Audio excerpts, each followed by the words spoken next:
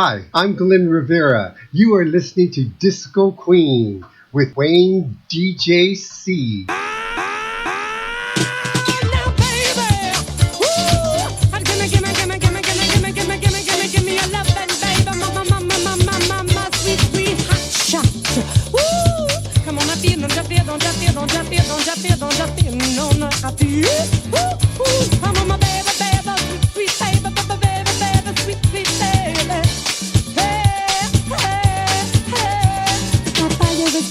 Getting real hot, I'm waiting for a to say.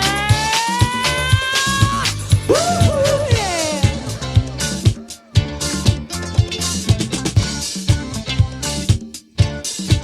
Woo, yeah. Woo, yeah.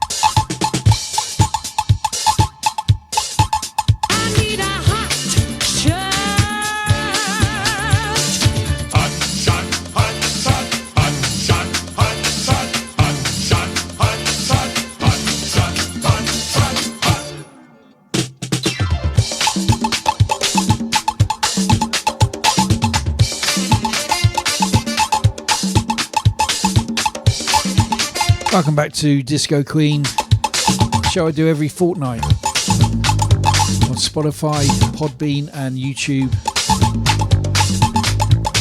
And every fortnight I bring a guest to the show.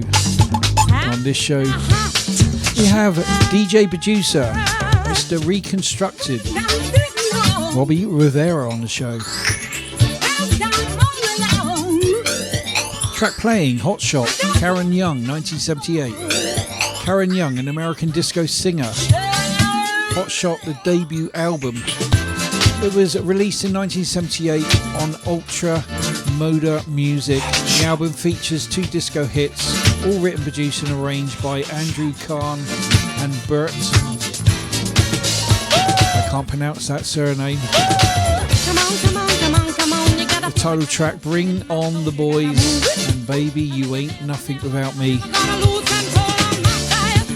Right now we're going to go back to the interview with Glen Rivera. So I did, try to create something that should be connected to, and we became really good friends. And sadly, I think 4 or 5 years later, that's when she passed. Oh, sad. Yeah, very sad. That's the sad part about, and the part that I think that I'm sorry, but I think it sucks about life is when all your heroes start to leave. Indeed. But then just like when Donna Summer passed away, I still have not accepted that she's gone. Exactly. I still hear I Feel Love, and I think that she's still here.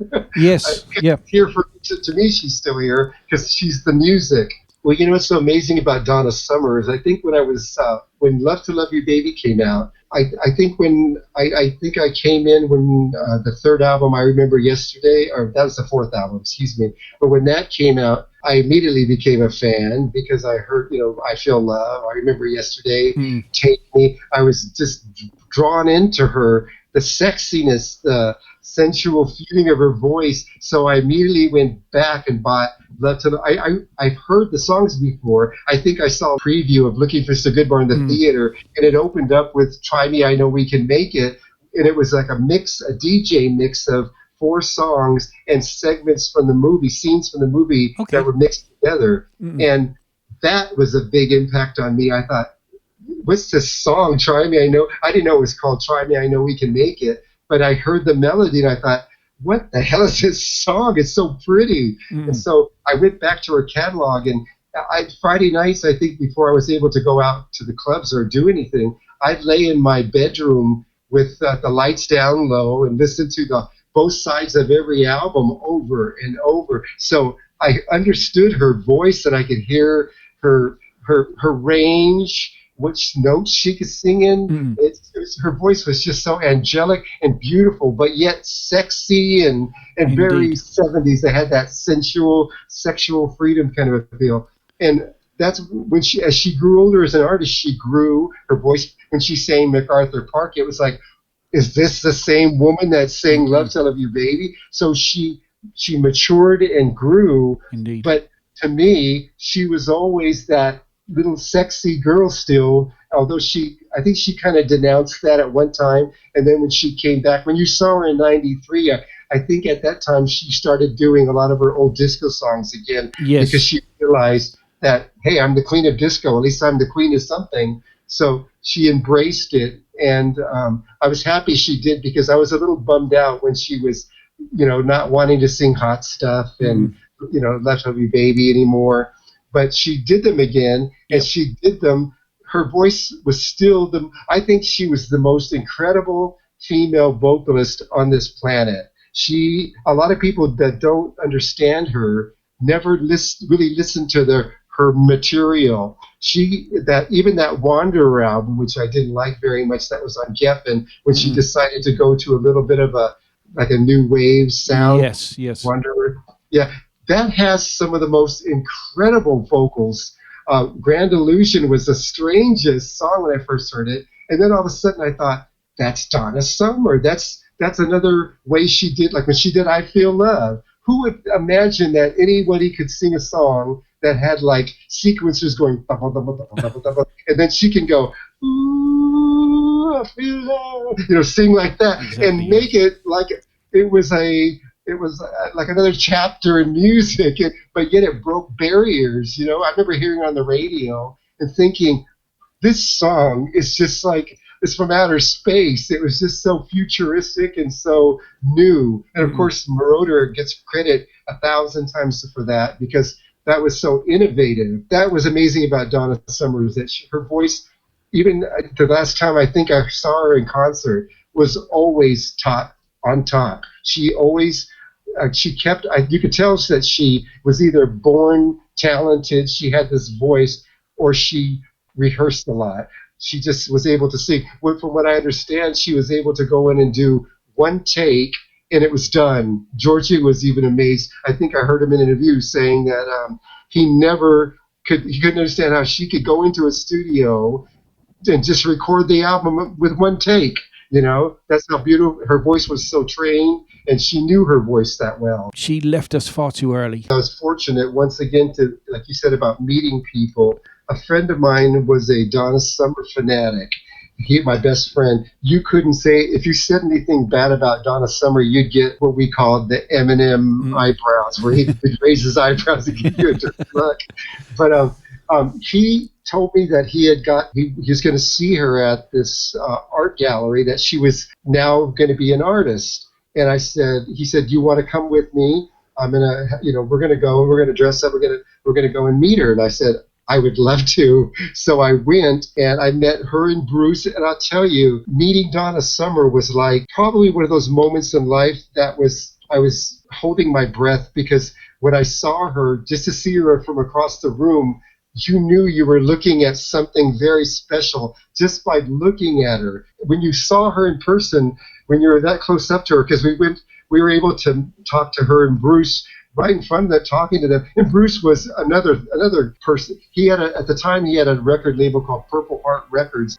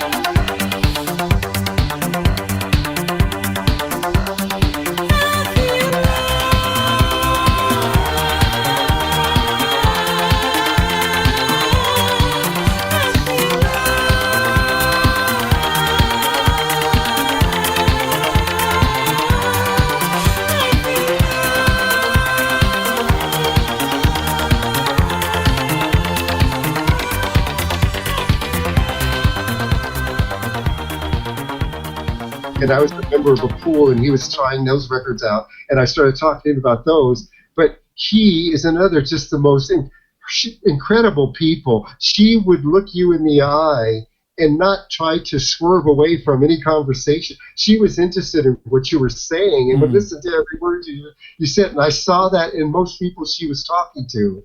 So she was the most amazing. And as I said, as I worshipped her as the disco diva, to see her as a person and as an artist now growing again was like, it was like almost like, once again, like it didn't happen. It was a dream almost. But she was incredible. I tell you, I can't explain the experience. I could just say it was something that I can't really put into words. It was almost like she was so beautiful in person that I couldn't say anything bad about her. What is the message you give to anybody that wants to follow in your footsteps? When I look at myself still as a music lover, as a kid who's at the record store looking, flipping through all of the vinyl, trying to find something that's interesting. Although nowadays, I'm going to say something detrimental, there are very few times that I'm drawn into music. I do find some new music that's produced nowadays that I find that's interesting, and there's some songs that I like and I follow, and they become a part of my world or my history. Some songs that were released in the early millennium are still around with me, but I just don't find that many songs. So I think that the old disco and the music, it's always going to be a part of me because it was the introduction, and it gives me so much joy. And I'll tell you right offhand, Wayne, that the biggest impact that disco had with me was I was coming out of the closet at the time, and to see the unity in gay clubs and straight clubs. Sometimes I go into straight clubs reluctantly, but I'd go to hear them because I wanted to hear the DJs. I would see gay men in the clubs or lesbian, and they were dancing with everybody else. And that's what the music did for me. It made me feel like this music was the jungle drums that were making everybody say, come out of the forest, it's okay to dance and have a good time, and don't worry about anything, we're all going to be okay. It was just it's very uplifting and positive. And I think disco has that effect on even the younger generation. That's why I think they throw disco parties, because they know that mirror ball and that music is going to guarantee everyone's going to have a good time. And they don't have that disco backlash scar on them. They have no idea what that was. And nowadays, thank goodness, hopefully we're never going to have that again, because there's so much acceptance, and we're working on that still, but I know there's so much acceptance, and people are they understand what it's like to be different, or to actually just be more accepting and understand people. Yes. But that's what I think the music has always done. It's always tried to bridge that gap of bringing soul music into like a white man's world, like the bow tie, and mixing them together and making it work where everybody was a part of it. Yeah. So, and then the artists like Dolly Parton, who did a disco song, and Rod Stewart, it was that bridge of bringing everybody together and saying it's okay. It's just, we're just having a good time. It doesn't mean anything. It doesn't have to have any social, because at the time I think people would say, disco sucks, it's just so repetitive, and it doesn't have it. It's not like folk music or rock music. And I always think to myself, it hasn't grown yet. It's still in its early stages. And mark my word, there we are through the 80s, where disco was still influencing synth pop and, radio music. And then even today, I think Lady Gaga is like Italia disco, some of her stuff. A lot of synthesizers. Everything has that lower like synthesized sound. Even some of the hip hop songs, although it's hip hop, still has that disco feel to it, because it has that funky, the beat, and then some of the funky riffs that are always going to come back to give you that feeling of like, here's the break. Studio 54 played a big role in not only disco, but by bringing the gay and the straight people together. It was a unique club. It was a unique club in that sense. Although I think that there was still a lot of issues with the gayness thing. And of course, Studio 54 was a was like a time bomb. Of course, as we all learned from watching documentaries with the owners, what they did. But to me, no club could actually claim to have the ownership of what disco music has done. Disco is because of what the people involved, like the Alex R. Constantinoses, the Patrick Adams, the Giorgio Moroder, that they were able to grasp that concept that this music was going to be like when you first heard a Giorgio album, the From Here to Eternity side. I think I had read that he was they were all trying to create what they heard in the 60s as some of the rock albums would take a song and just drag it out through a whole side because it was like going on a journey. And disco was perfect for that because it was for dancing, and you could go on that journey yourself when you bought the album, or in a club, even better, with the lights and everything. So it was I don't think any club, although Studio 54 is equated with having that ownership of disco, because there were many clubs that I would go to that I always feel as though they were like, wow, this one night is the disco for me. That marked a memory in that because the lights were perfect, the mix was perfect, the songs were perfect, the crowd was perfect. I'm sure there were many nights in Studio 54 where the music sucked or the crowd sucked or it was just not happening. But disco, I think it happens because of what disco is. And disco is, to me, is uplifting, it's freedom, it's just having a good time.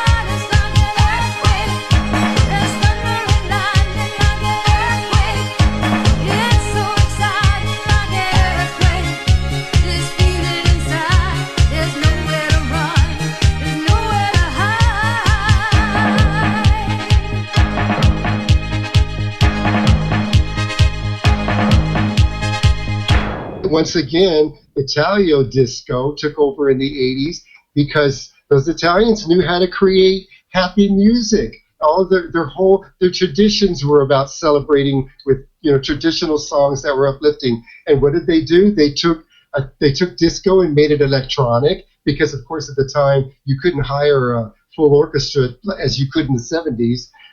But they stripped it down and they made it happy. They created Italian disco, which was another segment of disco, but it was a different feel, electronic, but it was still happy and you could dance to it. Mm-mm. So it just kept on going. Do you have any favourite performance venues that you've played in? I do. I think one of the most incredible places I ever played at was a club in Hollywood called The Spike. Mm-hmm. And Spike was a leather Levi bar that was kind of sleazy. I mean, it had sawdust all over the floor. And I think when I went to go apply for the job, I had just moved to LA and I had on penny loafers. Mm-hmm. When I walked in that afternoon, the manager came, I asked to see the manager that I was, wanted to apply for the DJ job, but he came out with, I think he was wearing those like a leather harness and Levi's, and he said, "Do you have your own records?" I said, "Yes." He goes, "Okay, can you go up in the booth and spin for like 45 minutes?" I went, "Sure." So I went up in the booth, and then my hands were shaking, of course, and I turning everything on and getting ready to spin for him for like an audition. But I can remember the first time that after I was done playing for those 45 minutes, he came up to me and said, "Can you start Thursday?" And I said, "Yes." And he said, "Okay, but do me a favor. Don't wear any cologne and don't wear those penny loafers." So I was aware that I was in a different environment. Mm-hmm. But it was one of my favorite places to spin because I would start playing at 10 o'clock and I would finish playing at 8 in the morning. So I was taking the crowd, whomever was in there, on a complete journey from 10 o'clock to the high energy music into 2 o'clock, which was the classics and a little bit of high energy, a reminder of like the crowd was changing at that time. It was all the people who were drinking, so you needed to keep them there with the music. So you had to kind of work. I can remember one night playing Hot Number by Foxy and somebody running up to the booth with these little finger cymbals. He was playing them in the club, walking around playing, and he said, "I haven't heard this song for years. Thank you, man." And I thought to myself, okay, that's my job. I need to do this. So that was one of the best experiences, I think, for playing. But it was also that transition from 10 o'clock to 2 o'clock, from 2 o'clock to 4 o'clock, from 4 to 8. There was like a time zone you had to go in, and your music changed. And that's why I think on my site I mentioned, was it a disco high energy after hours?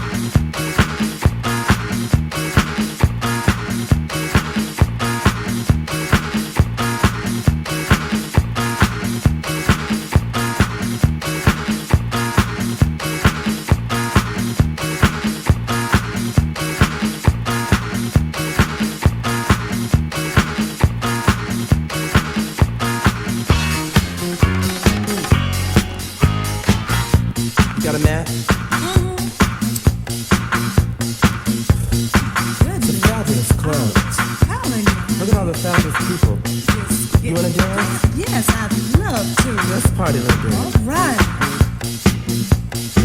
Get on your feet and dance.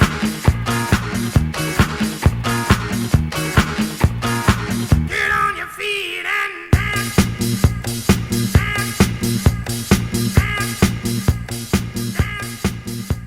Early morning music is because there's a sound, or there was a sound that was for that time, and it was when it was done properly, it was very effective, and it was dramatic.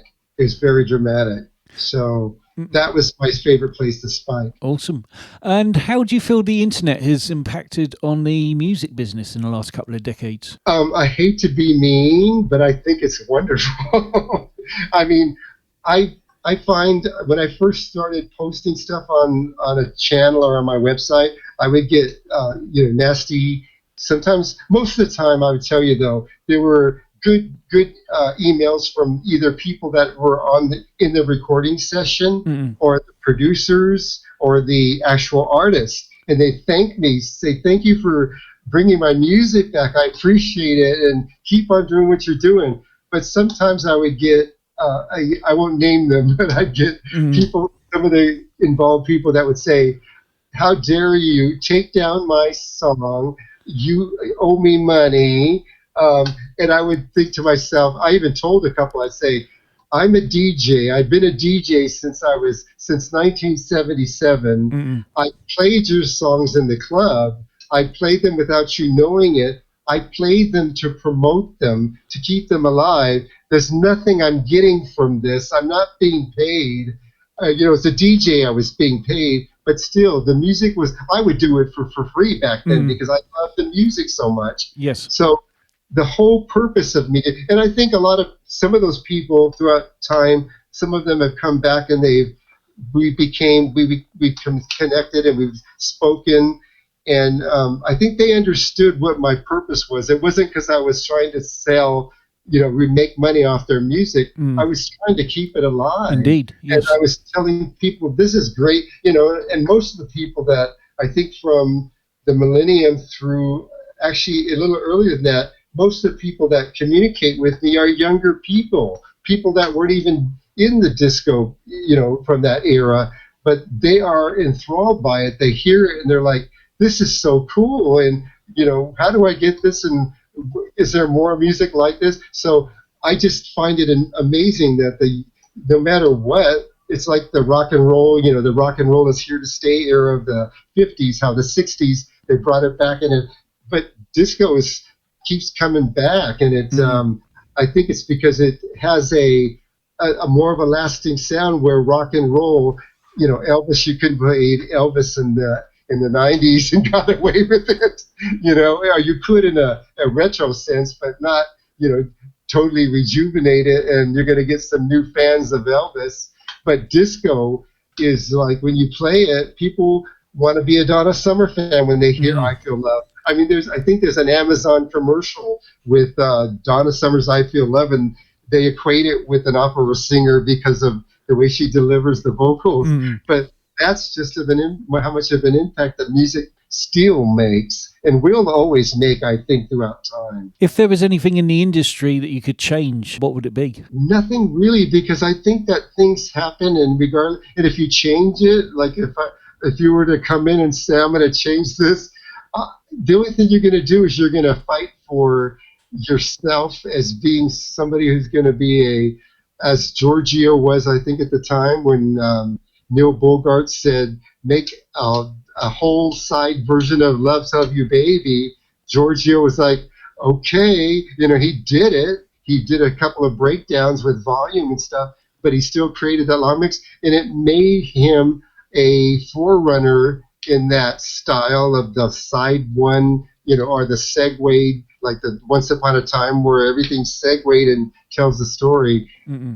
That kind of, I think when you do that, you're kind of hiding. You may be hiding, I don't know, but I think you're trying to do something. You're changing it. I don't want to change anything. I want to see a lot of things introduced but not changed. And if they're lasting and they make an effect, then they're going to be there. They're going to be changed.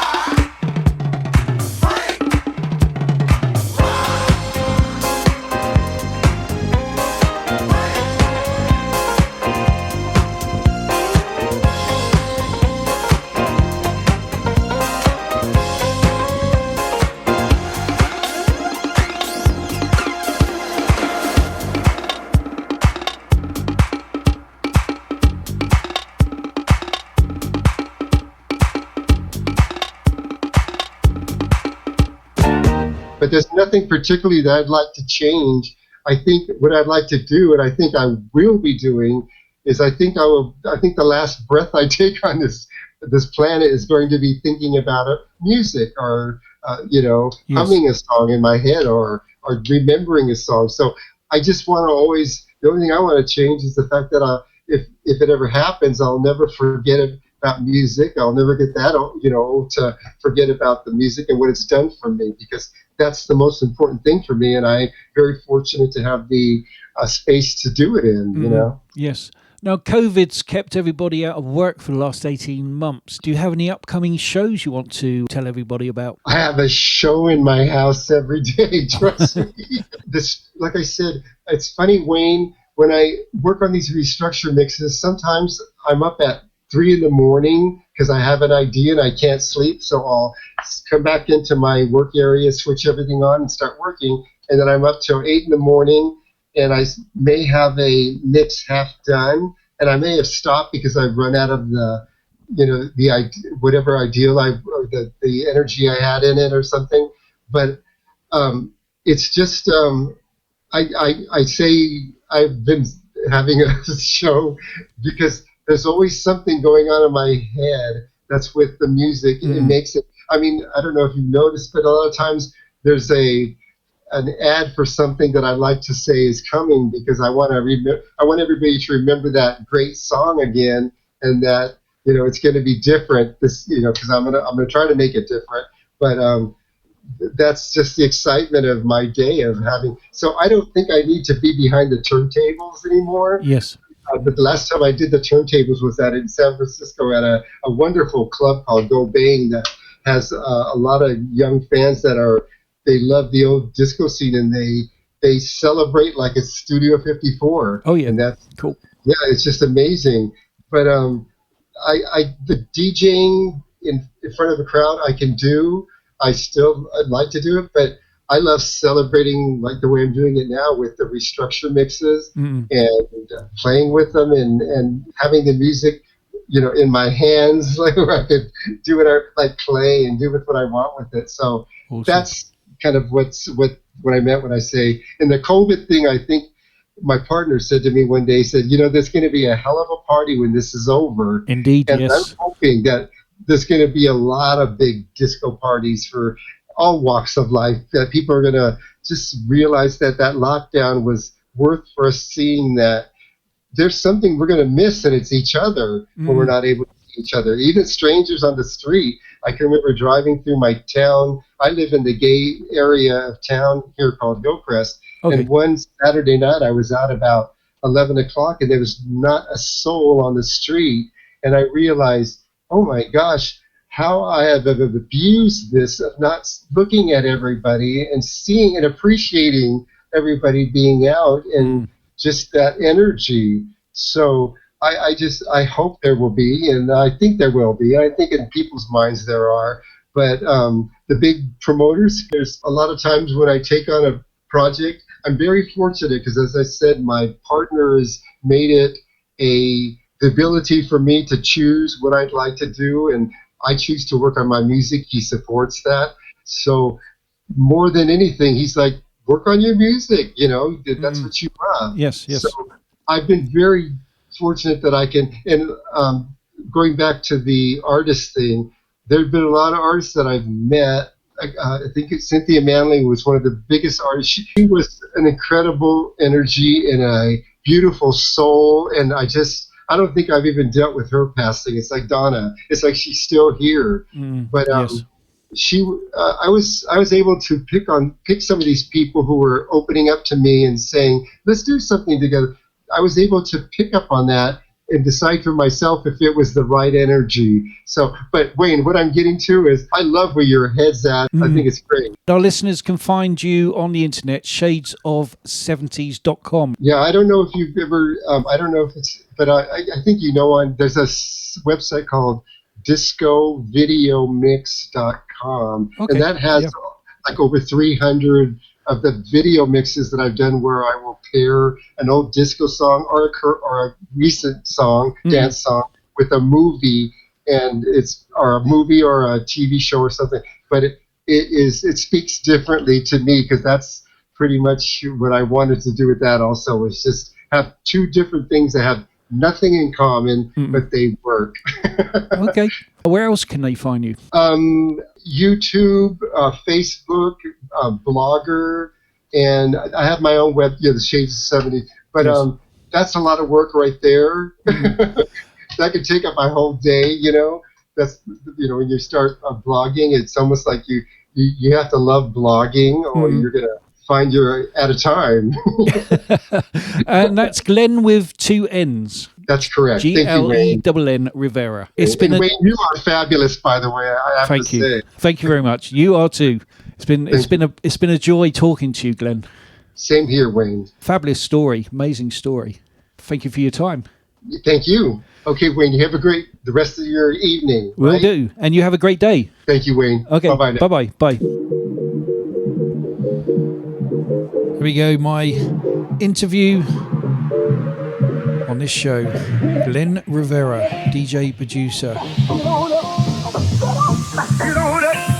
get up, get on up. Wait a minute. Get on up, get up.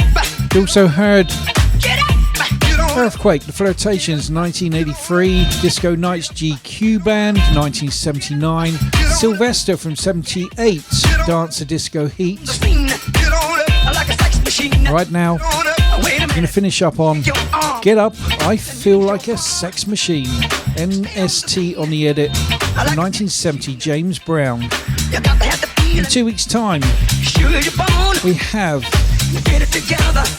the legendary Right on. Stephen Colazzo from Odyssey joining me for a chat. Many thanks for listening. We'll see you in 2 weeks' time.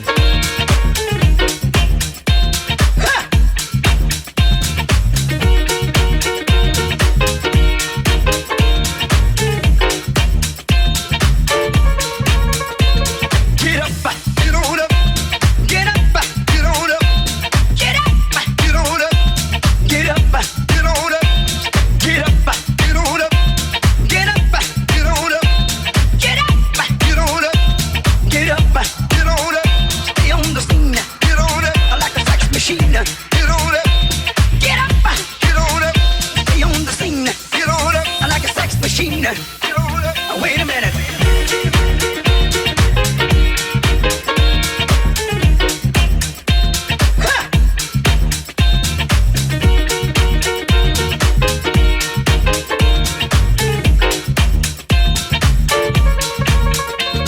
Get up, get on up, get up, get on up, get up, get on up, get up, get on up. You said the got, you said the feeling, you got to get that. Wait a minute. Go.